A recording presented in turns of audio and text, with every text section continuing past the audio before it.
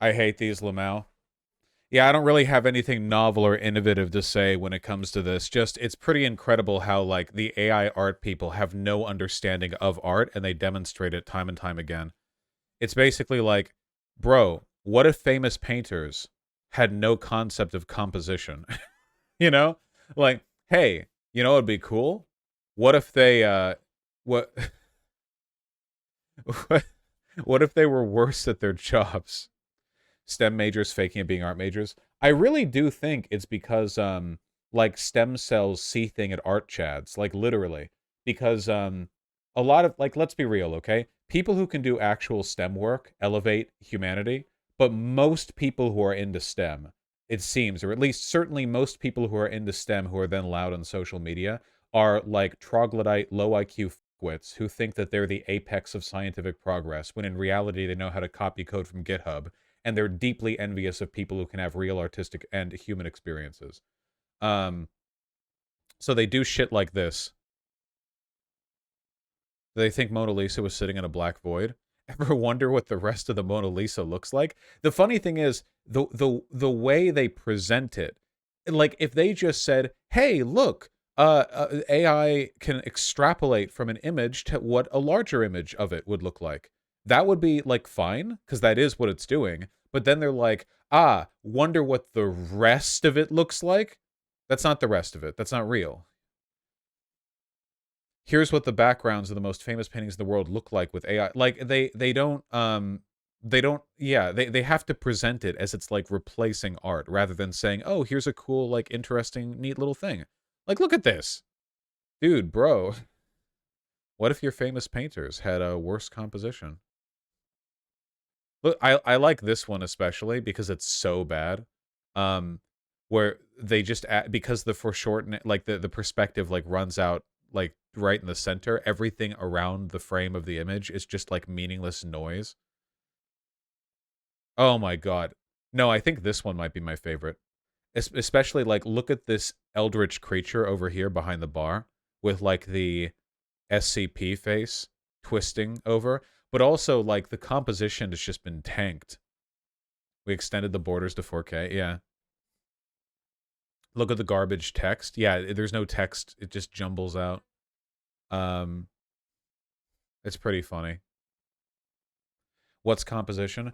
So, well, composition can mean a lot of things, but broadly it means like how well the art is structured on like a macro scale. So it can refer to the way comic panels are placed on a page. It can refer to like the decision to start the image this close as opposed to this close.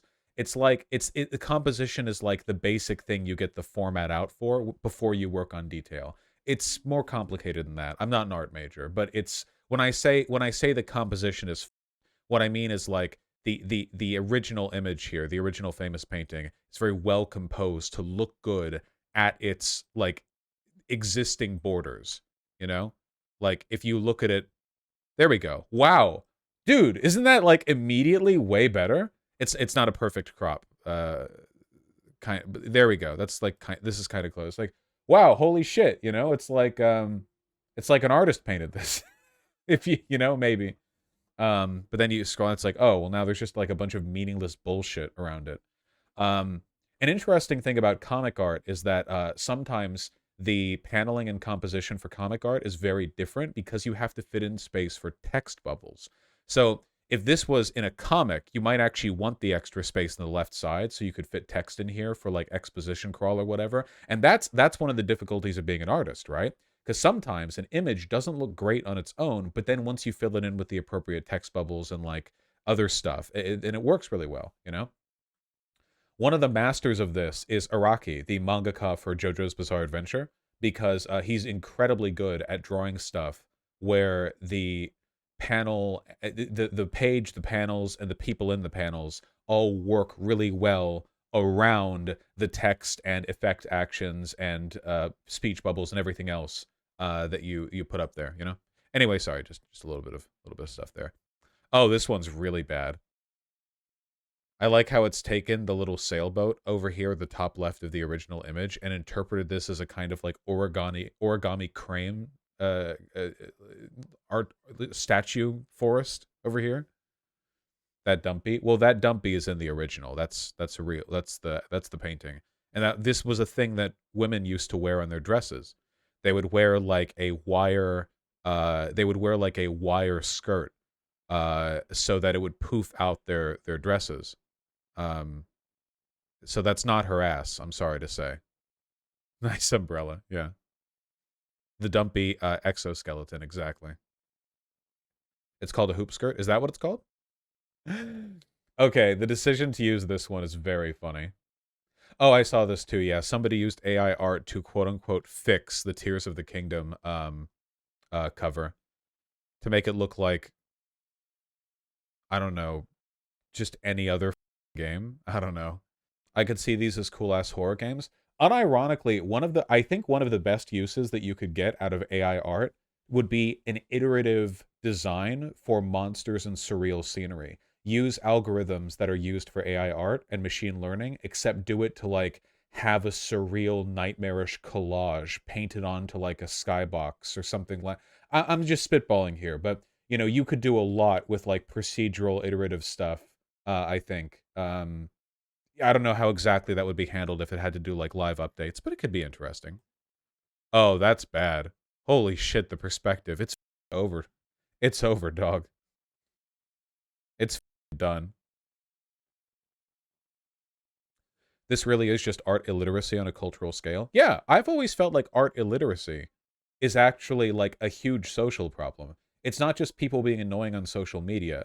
A fundamental inability to understand art and human experience and human communication actually like wraps into other stuff, which is why you don't normally see people who promote AI art in this way also being normal guys. They're all like blue checkmark lunatic, like crypto grifter, like tech psychos. You know, it like it feeds into itself. Okay, this one in particular is really offensive to me because I really like Ike, and I learned about this painting a lot in my art history class. I like Ike. The original is so amazing. Yeah. I don't know JS23. Can you stop posting gore? It does feel that way, doesn't it? Bro, what if we had no understanding of composition? Jesus Christ. Sorry, the reason I'm going over this is just because, you know, it's like, it's just yet another... What the... It's just yet another, like, I don't know, reminder of the artistic illiteracy of people who champion this technology. That's the Arnolfini portrait, right? Yep. I saw a tweet that I really liked, which was, imagine if the AI art, you know, look at the full painting and it revealed like a larger, more powerful God behind God or something. Like, yeah, we asked AI to expand on this image, and there's like just this giant like head looming right back here, and that's how we find out, you know. I guess it's over here. Again, you know, it's AI art. So we've used machines and we've used algorithms to enhance our art for a long time. That's not new or anything. It's just it has to be done with human intent, not just like you throw it into a machine learning black box and it just like shits out stuff. It has to be meaningful and purposeful. Human intent, that's the critical part right there. Ben Shapiro did a video on AI art. Ben Shapiro breaks AI art generated with facts and logic. Okay, let's roll. Let's ball. Vaush, there's only one person I know who uses AI art, and they're also insufferable in every other way. Yeah, that makes sense. That tracks. Vaush goes full mysticism when it comes to art, lol. No, it's not mysticism. I think that art is about human communication. Communication requires intent. Otherwise, it's literally just meaningless noise. This isn't about, like, the magic of whatever else. It's just human communication. Intent has to be there. Thank you, Vincer. This is actually pretty cute. Credit. I'm giving credit here. This is really cute. Hello, I'm Benjamin Aaron Shapiro, and it gives me the unbelievable pleasure to welcome you to the first ever AI painting series. Today, we'll be doing some fantastic AI-generated artwork inspired by the deep recesses of my brain. Guys, do I have to talk like this? Seriously, like the whole video? Yes. Behold the power of technology. Okay, so Let's get started. let's enter some prompts and see how good this AI thing really is. I've been told it's going to replace all of us. Don Lemon, sadly departed Don Lemon, but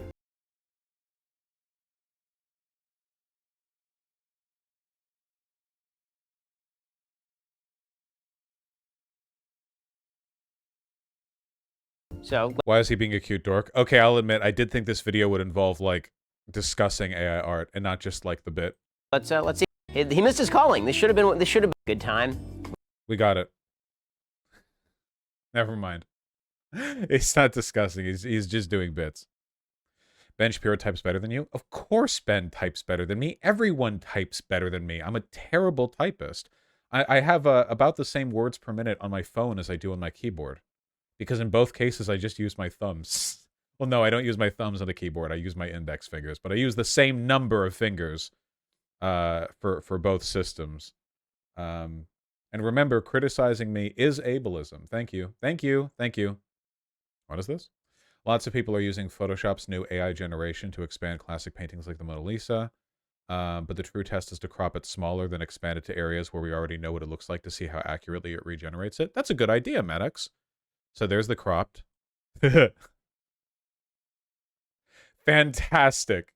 Even for classic art, it knows the biases of its user base. That's fantastic.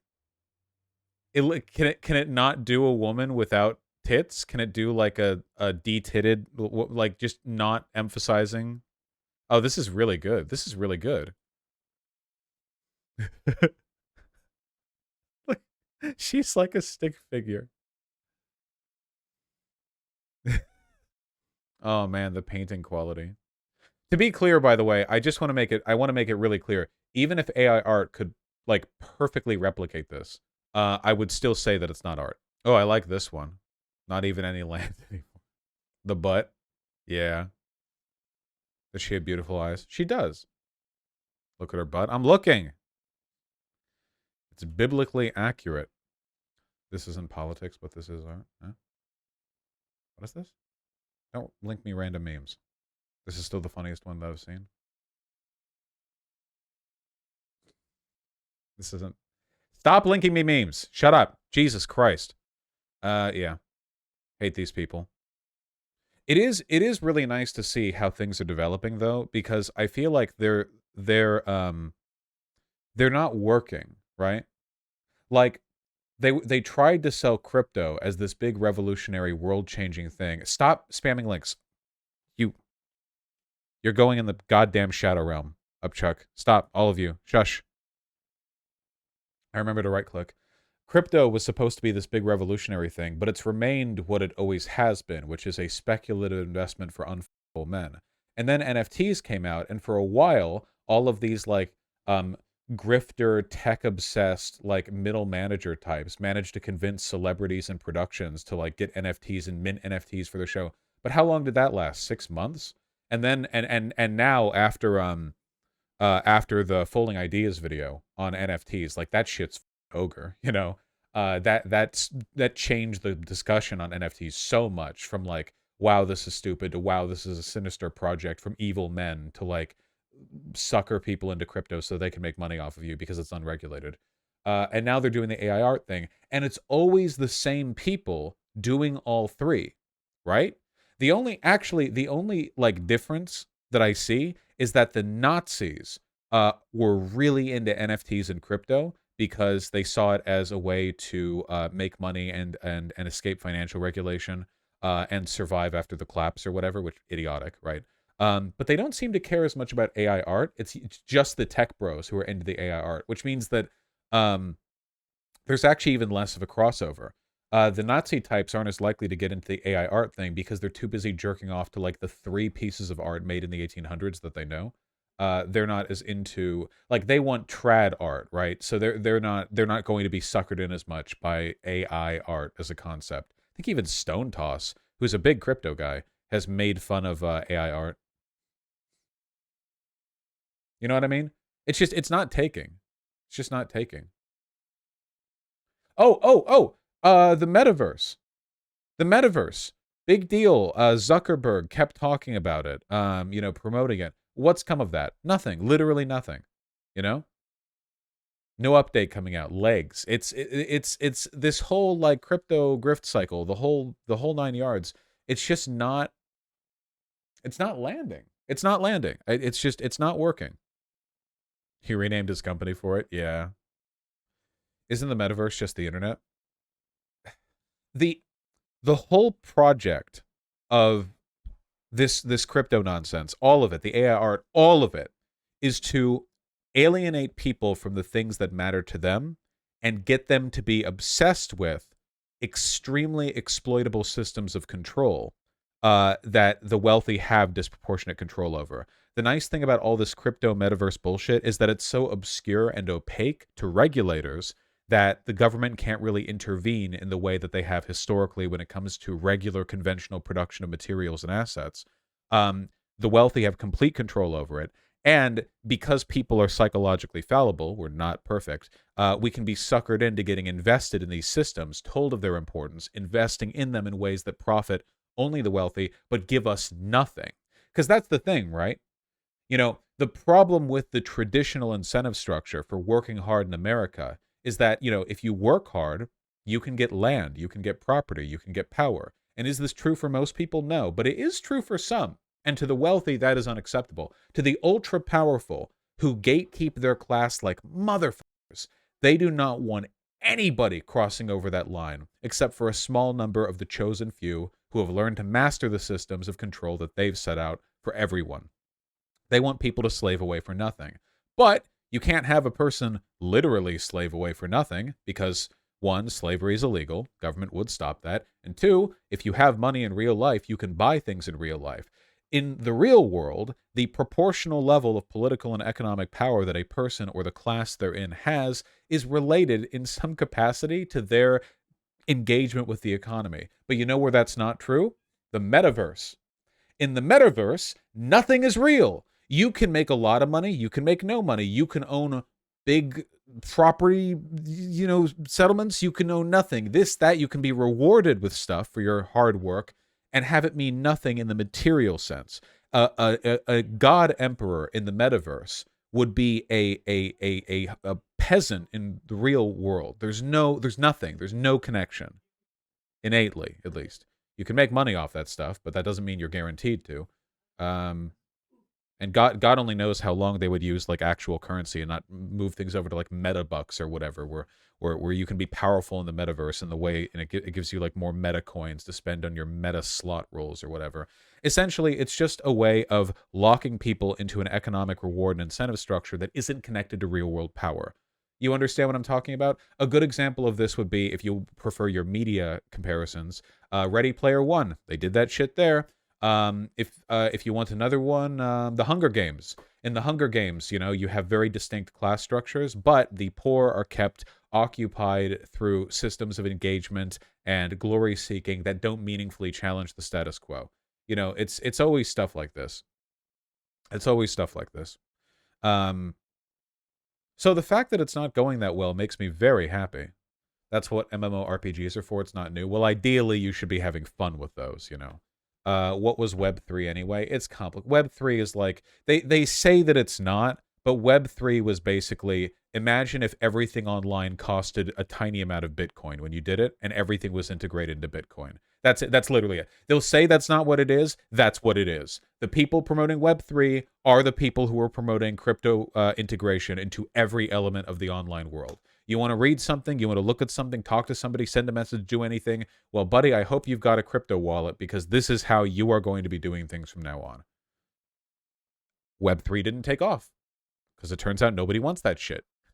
Oh, hangnail. That's annoying. Do you apply these views of AI art to all machine learning, or do you think there's valid uses of AI? I'm not against using AI, or AI, because it's not actually intelligent the way that we are. I just don't think that it's art. Something needs to be human communication for it to be art. When you look up at the moon in the night sky, is it beautiful? Yes, it is. It's gorgeous. But it's not art, and nobody talks about it like it's art. They say it's beautiful. They say it's majestic, sublime, transcendental, whatever. But people don't say it's art. Christians would. The only time I've seen the natural world referred to as art is by people who believe that the universe was created by God and that God made it in his art, his painting, or whatever. So outside a metaphysical belief that everything you're looking at was created by God in an act of communication with man, people don't call the moon art. They just say it's pretty. Mountain ranges, the sunrise, they're beautiful, but they're not art. A photo of the moon can be art. A photo of the sunrise can be art. That's the point of photography, right? But that's because a human chose to take that photo. There is a message, there is a narrative, there is a story in the photo that was taken. You know, there are many, many beautiful photos of sunsets, but sometimes if you look in the right places, I find the most interesting thing about a photo of a sunrise isn't the photo itself, it's the text underneath it. I remember this one. I saw this in a museum once. It was a beautiful photo of a sunrise. I think it was from Yosemite Park, which is in California, gorgeous national park. And it was a beautiful photo. And there was a text blurb underneath that described, well, what did the photographer have to do to get that photo? The photographer had to climb. Yosemite Park's full of mountains. He had to hike for a day and a half, sleep on a mountainside, and hike up there, wait, set the camera up, get everything perfect conditions, and took the photo. And I thought, right, why would a person do that? The sunrise is a literal universal phenomena. Everyone's seen the sunrise, even from high up. Why would you suffer that much for a photo that everyone has taken? But now that I'm older, I understand. Because climbing to that mountain, taking that photo, it's part of the story of the creation of that photo. It's an experience the artist had that we get to feel a fragment of when we read that text, look at that image. It's not just about the pixels of the print of the photo. You could get that anywhere. Rather, it's about the feelings you have when you think about these things. Interestingly, I think the most interesting experience that I had with that piece of art was me questioning whether or not it was even valuable. Eventually, I arrived at the answer, yes, it is, but it took me a while to, and that was the engagement. That was the experience. Again, if AI art does something, all I can do is look at it and go, oh, AI art did that. There's no story there. It's somebody made a machine learning algorithm, and it just did the thing. So AI art isn't art, but a photo of AI art is art? Actually, yes, that could 100% be the case. Yep. So, you know what wouldn't be art? A bunch of printouts of AI art. You know what would be art? A photographer going from printout to printout, taking pictures to try to fix the AI art's composition by selectively cropping and framing stuff, using lighting and perspective tricks to try to bring out more from what the AI art could. That would be art, and that would be interesting art. I think that'd be cool to see. Do you agree art shouldn't be a commodity? Well, people are going to commodify anything that some people want to have and some other people don't want to have, ideally, nothing should be a commodity, but, sometimes I accidentally take photos on my phone. Do you consider that as art? I understand some of you feel like you're being smart, and maybe some of you aren't trying to be annoying, but you are unintentionally. But this is like asking me what the boundaries of communication are. And I say it's about humans trying to convey ideas to another, and you're like, so is me moving my foot while sleeping communication? Because I'm trying to convey the sensory experience of me wanting to... Shut the f*** up. You're tedious. There's no hard line. There's no boundary. I'm talking about general ideas. Well, you are clearly making a hard line, so no, I'm not. Even some chuds I know are saying AI art is dangerous for art. I don't think AI art itself is. It's the people who don't understand what I'm saying now that are, I think. But like I've said, art illiteracy is a broad social problem. It's not a minor thing, I don't think.